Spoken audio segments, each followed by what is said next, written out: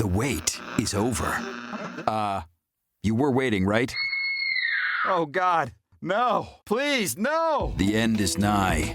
Darwin and Cat are back. Before online shopping, before next day delivery, before your phone knew what you wanted to buy, before you did, there was the mall. From the 1970s through the 1990s, the American mall wasn't just a place to shop. It was the social headquarters for an entire generation or two. It was where people, young and old, spent entire Saturdays wandering between stores, where first dates unfolded in the food courts, and with the smell of Cinnabon, hot dog on a stick, and suspiciously yellow popcorn fused into the atmosphere. Kat and I spent lots of time at the mall, and buying stuff wasn't even the point. It was basically our town square. Today, what was once the center of a social universe is struggling, closing, or completely gone. But for those of us who lived through the golden age of the American mall, the memories are still very much alive. So, do you have a mall story? Because we do. And today, we're heading back. Get on the boat, weirdos. Okay, so I have a pile of mall stories, one involving my criminal past. But first, Darwin, throw down some history. My homie Darwin, he's got a master's degree in history. So here's his lesson. Yo mama, word. Before malls existed, most Americans shopped in downtowns, and they would have a business district, and department stores like Sears and JCPenney would generally kind of be the anchor in those city shopping areas. And there were so many of these big department stores too.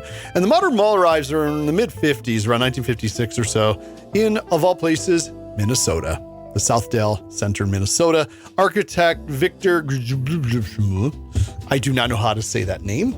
And if you wanted to give it a shot, you go right ahead.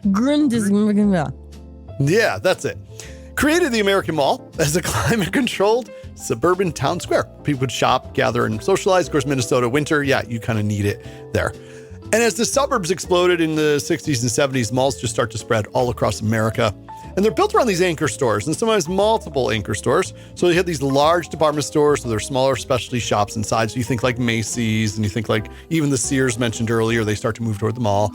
And by the 1980s and 90s, malls become the hangout spaces, especially for teenagers. It's where you met your friends, it's where you went to go see a movie, play games in the arcades, and also just loiter around the food court for hours on end. But in the 2000s, big box stores and online shopping started to pull customers away from the mall. And by the 2010s, a lot of department store anchors had just totally collapsed. And when they go down, the whole mall goes down. So malls across the country become dead malls, which there's a whole Facebook page and website devoted to. And today, a lot of malls are just being either redeveloped into apartments if they can, offices, entertainment spaces. They're being torn down, and they're just trying to reinvent themselves and survive so they don't meet the wrecking ball. So, Kat, all of this info about the mall and your criminal past? Yeah, so this one starts at Del Amo Fashion Center in Torrance, California.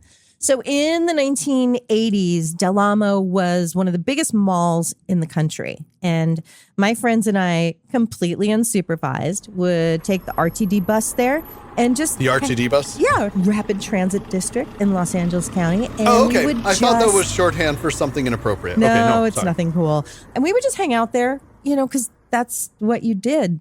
But let's go back in time. I'm 14 and I'm a full-on punkette. And this was before punk rock really became commercial. So I was an absolute freak. And I had one extremely punk friend at school named Carla. And one day she runs up to me and says, "Guess what? We're meeting the crew at Del Amo this Saturday." The crew were the most punk rock kids in the entire South Bay of Los Angeles. Okay. Right, I was going to ask, what is the crew? Okay. So these kids were hardcore. They weren't the studious, the chess club nerds that I knew from Palos Verdes. They came from Gardena and Carson, and these places were much grittier than my little enclave. So okay, so you're living in the shiny nice, and they're from a little more. Yeah. I lived Okay. in a place called Rolling Hills Estates. You can imagine there wasn't a lot going on there. Well, that's always one of two things: a beautiful suburb with really great houses and green lawns, or a trailer park. Yeah, exactly. Now this was on the nicer side. This was nice, yeah. So these kids were like, whoa, I just thought they were so cool. Like one had been in juvie for spray painting "enjoy your diarrhea" on the side of a Taco Bell. And of course, he misspelled diarrhea. That's a hard word to spell. I It get is, that. right? So we take the bus to Del Amo, and sure enough, there's the crew. Darwin, they were more punk than I could ever imagine. So one guy had a live rat on his shoulder. There was a girl named Liberty Spike Stephanie. There was some random guy named Gumby. And one guy whose head looked like a purple soccer ball. Now, there were about 15 of us total. And we all decide to go to Orange Julius, right? So that's what you do. So we hop on the escalator to get to the food court. And halfway up, the escalator makes a weird noise and suddenly dies. Oh, no. Yeah, we all just look at each other like, oh, that's weird. So we just start walking up. And that's when the mall cops cut us off at the top and prevented us from getting off. And they're like, stop right there. What did you do to the escalator? So they're all like, stop in the name of the mall. Exactly. And we're like, nothing. It just stopped working. And all right, well, this is where Soccerhead probably should have kept his mouth shut. He said, well, officer, it probably stopped because it can't handle this much punk rock. So the mall cops start yelling at us, you kids broke the escalator. You're all banned from the mall. And we're like, banned for standing on an escalator? Banned permanently for life. Wow, you do have a hardcore criminal I past, do. Kat. Are you scared? Yeah. Did you ever get your Orange Julius? No, that's the real tragedy here. Have you been back? Because you're back in that area now, right? You had to move away to get away from your life of crime at the mall, That's right? exactly why I moved away. But you know what? I should okay. just start telling people that. Yes, yes. Recently, I was back at Del Amo with my husband, and my head was on a swivel. I was like, Eric, is there going to be some kind of tactical move on me? Like some sort of coordinated takedown? Wow. Did anything happen? No. Oh. No. So I don't know. I think it's like safe for me to be back there now. Darwin, to this day, I don't know what caused that escalator to break down, but I can truly, honestly tell you it wasn't us. My mall history isn't too exciting, especially until I could drive myself to the big malls, which was a whole thing in my teenage years. But so I don't have the criminal history you have, but mine's still kind of vanilla. And you know, I grew up in a small town, and my mother has always been scared to drive in what she calls the city, which means more than two lanes next to each other going the same direction and a lot of traffic and exits. So I never got to go to the two big local malls at the time, Crossgates or Colony Center. The mall I grew up with, though, was called the Berkshire Mall. If you're looking for a great way to spend the afternoon with your family, come to the Bouncy House at the Berkshire Mall. We also had other malls in the Saratoga area, and it was a weird scenario. There were two malls right next door to each other. The older one was called the Saratoga Mall, and it was a total dump. No food court. It smelled funny, like mildew and depression, if depression had a smell. And one of the anchor stores was Jamesway. So I was terrified of Jamesway because I saw something on the news once that convinced me that only stupid people worked there and their stupidity was going to kill us if we went there. Wait, I have to stop you. I think that deserves an explanation. Why? Yeah, probably. So it happened like this. My parents had the news on, and there was this story about how there was some sort of spill on the floor at a Jamesway store. Okay, can you just tell us, West Coast people, what Jamesway was? Oh, yeah, that's true. I think it was just a regional chain in the Northeast, I believe, possibly. So it was basically Kmart. So Jamesway, discount department store in the Northeast, yeah. They had clothing, housewares, toys, appliances, maybe some little groceries, whatever, right? So little 8 or 9-year-old me, I don't understand the concept of a chain store. I just hear Jamesway. Well, I know where there's one. So for some reason, basically I don't even know what store it was. It wasn't mine. But the employees decided that when they found a spill on the floor, a mystery fluid on the floor, that they should spray the unknown spill with Simple Green to clean it up. But this is the classic don't mix chemicals because you're going to create a toxic cloud of chlorine gas or some similar shit situation. Right, like discount napalm with a side of mustard gas. Nailed it. That's exactly what happened. And little me doesn't understand that. But what I got from it was we could never go back there again. Because I've always had a low tolerance for stupid people, even when I was 8 or 9 years old. And every time we went there, I was actually terrified that the stupids were going to create a toxic cloud, whatever a toxic cloud is, at Jamesway, and we were all going to die at Jamesway. But fortunately, Jamesway died before it could kill me, so I'm forever marked safe from Jamesway, and I've had a lifelong suspicion of Simple Green as a result of this. One of the strangest malls in Southern California was the now defunct Old Town Mall, which was also in Torrance. Did they spell town with like an E on the end so Yeah, we make it it's fancy? like I hate that. the Old Towny. Oh, bleh. So Old Town wasn't just a mall. It was a full psychedelic out-of-body experience. Let me explain. So it was built in the early 1970s. Old Town didn't have normal storefronts because the entire place was a replica of a 19th century town. So you had fake building facades and like Scott Joplin-y music piped in and a barbershop quartet. This sounds awful. I know. Plus they had kiddie rides and one was really spooky and you think you're in a tunnel with goblins and you're going to die. Some good stuff. But these rides were operated by jaded teenagers who were told to stay in character as if it is the 1800s. So you'd have some bored 16-year-old not even trying, saying, "Step right up, weary traveler, your carriage awaits." And the whole place, what I liked about it, the whole place kind of had an eerie feeling.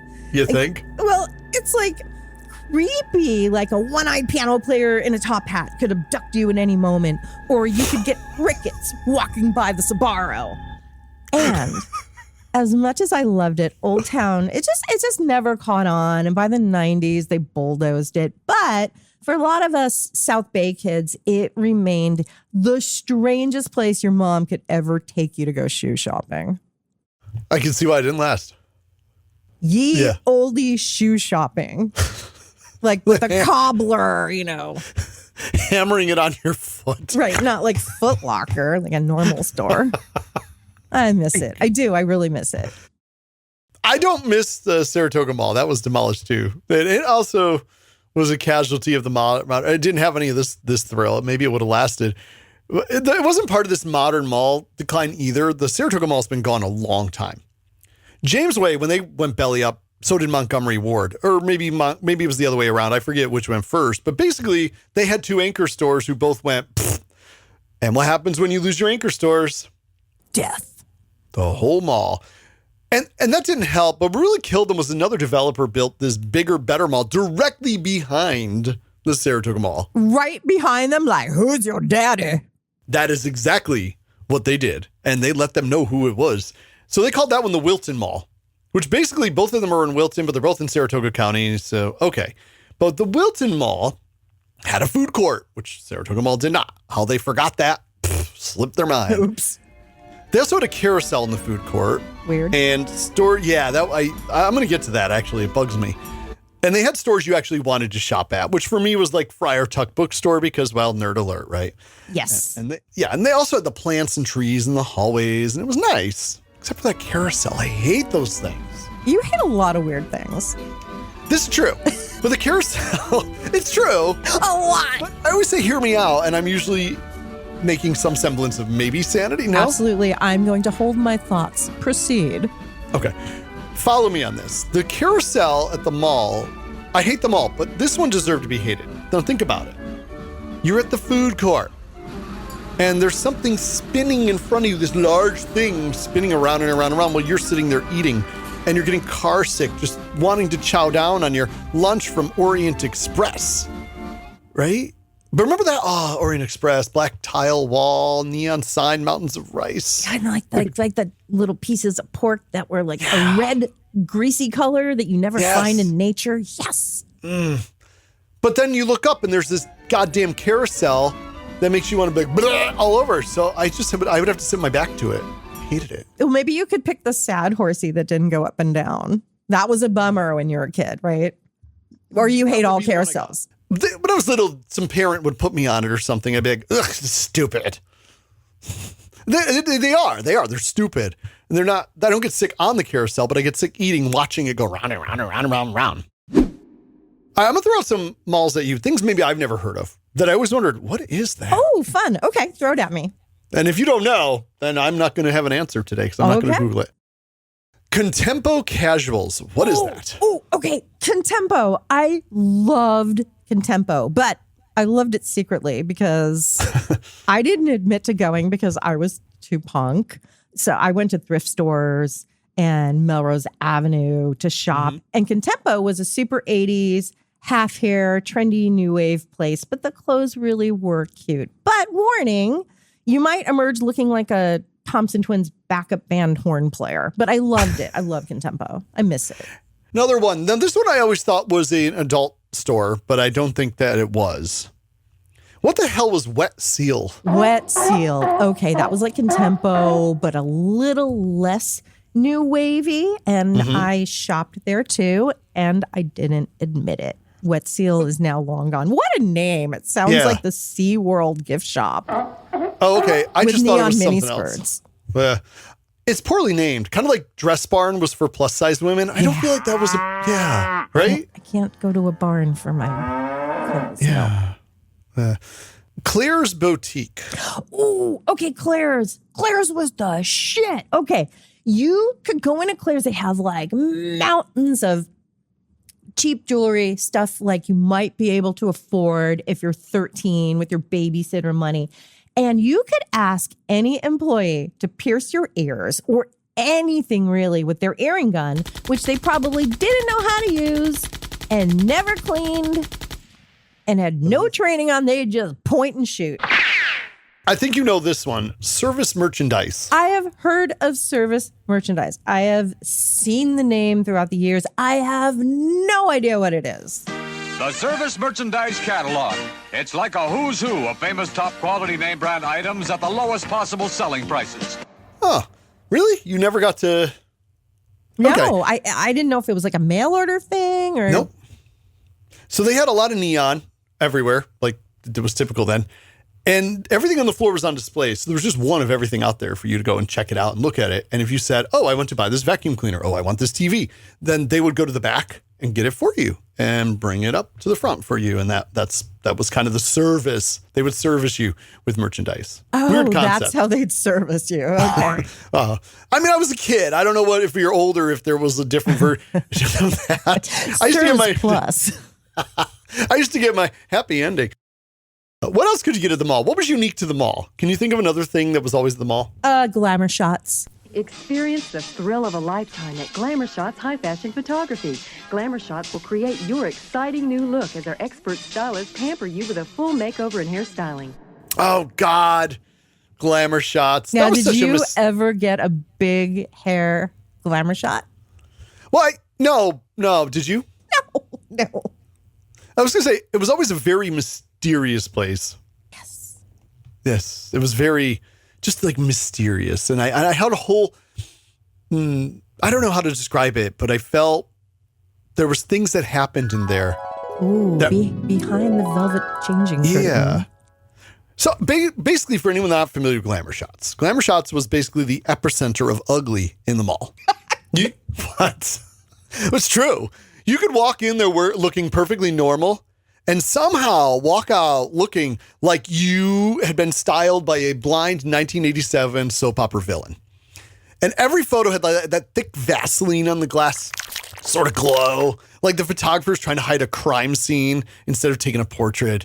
And then your hair just got bigger, and the makeup got heavier. And out of nowhere, a feather boa would appear, and all of a sudden you got that on. You have to have the feather boa. It, as you're choking on Aquanet fumes, it just ties the whole look together. Honestly, if you weren't ugly when you went in, don't worry. They fixed that up before you left. We got you, honey. And then the pictures, and people would, thank God there was no Facebook then, because they'd be posting them. Look what I did to the boat today. So I never did that, but I did something kind of similar. I posed for those fake Western shots. Do you know what I'm talking about? You know, like Annie Oakley stuff. I was 12. I thought it would be fun. What? You did this willingly? I was with my friend, but she was too cool. She wouldn't do it. And I'm like, oh, she was smart. Yeah, she was. Exactly. And the photographer kept saying, as I'm dressed up, can you look more seductive? And I'm like, I don't really know what that means. You were 12. I was 12. I really didn't understand that note. So I thought about it, and I thought that just meant open your mouth really wide. Oh, God. I was so dumb. So somewhere there's a picture of me in a cowboy hat and a fringe vest, and I look like I'm drooling. Just a short walk to the other side of the mall was the king of them all, the best toy store ever to be, KB Toys. We're gonna find the KB Toy Store. We're gonna see KB. Fuck yeah, KB Toys. Right. Yes. All right, so I was worried you were going to be Toys R Us and I was going to have to fight you in the big dumb giraffe. No. I was kind of a KB girl. Mom always tried to steer us away from that because, you know, it's kind of like the chaotic cousin of Toys R Us, I guess, to be fair, tucked into the corner of the mall. And, you know, you remember, it was just one aisle almost of like temptation. And everything screamed clearance. You went in for batteries, but you went home with a plastic dinosaur and a yo-yo and some weird off-brand action figure nobody had ever heard of. And that random giant bin of toys dumped together like a treasure chest. That was amazing. Oh, it was so good. Oh, nightmare for parents.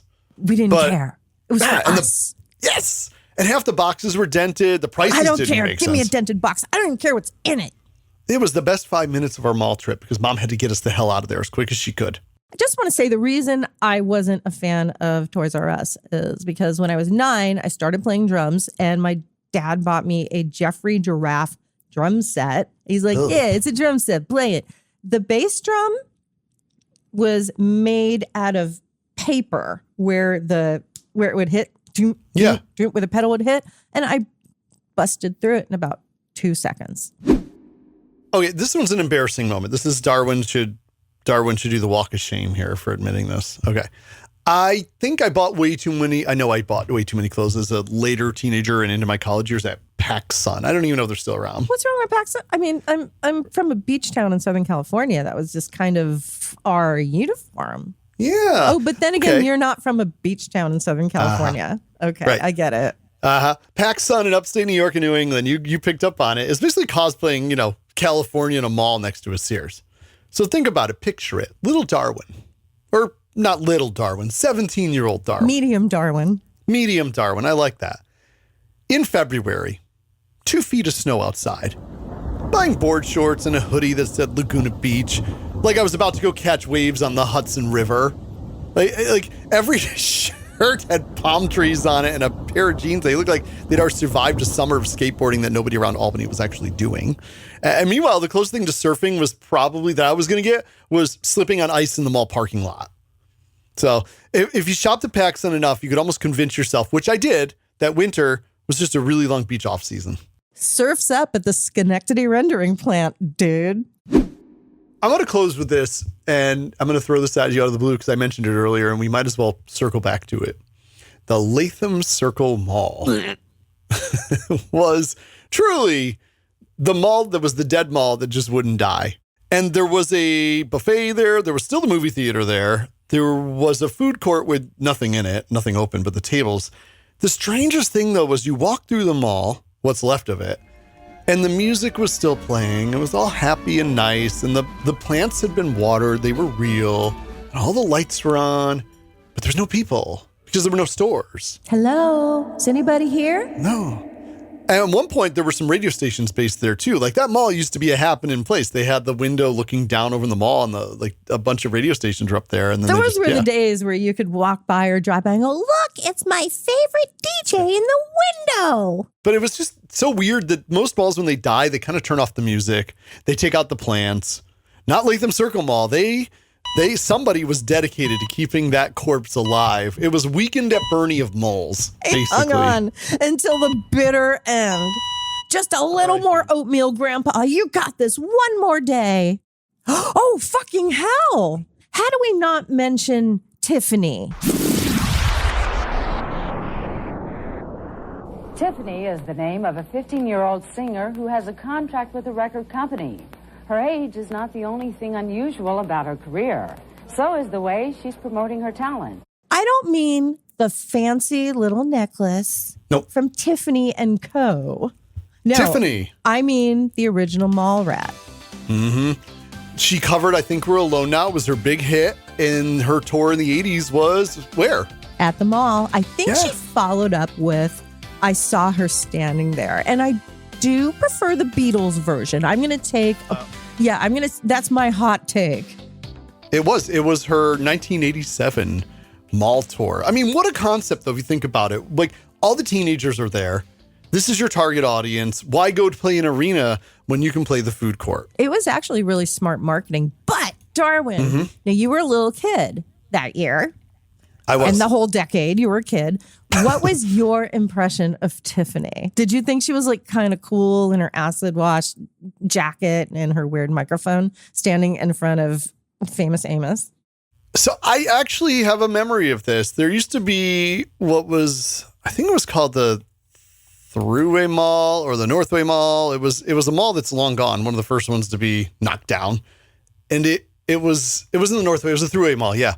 And I remember being on the news that this lady was at tour and she was at the mall. See, and you were so young. It was this lady until a lot of like grown-ups at the time. They were like, that kid. Yeah. Yes. I remember seeing it and just thinking as a 7-year-old, I'm being robbed of all this. This happens at the mall. This is what the mall is. This lady is out there singing. This is cool. Oh, you poor thing. Yeah. That's sad. Berkshire Mall I don't even think the bird was built yet. So I'd never been to a mall yet, I don't think, at that point. Right, you just knew it was a magical place with Tiffany. Yes, that lady, not Tiffany. With that lady. And meanwhile, you're home with your Debbie Gibson album, listening to Electric Youth going, I just need to get the hell out of this house. Debbie, that lady, the other lady, Debbie. There were two ladies in the 80s. Hey, thanks for finding Darwin and Cat Pop Culture Garbage Barge. If you like what you hear, then please follow, tell a friend, and subscribe wherever you get your podcasts. It really helps keep this barge afloat. And I mean this more than ever. Because our listeners have been absolutely amazing, it's the reason why we're here. And we really, truly appreciate you.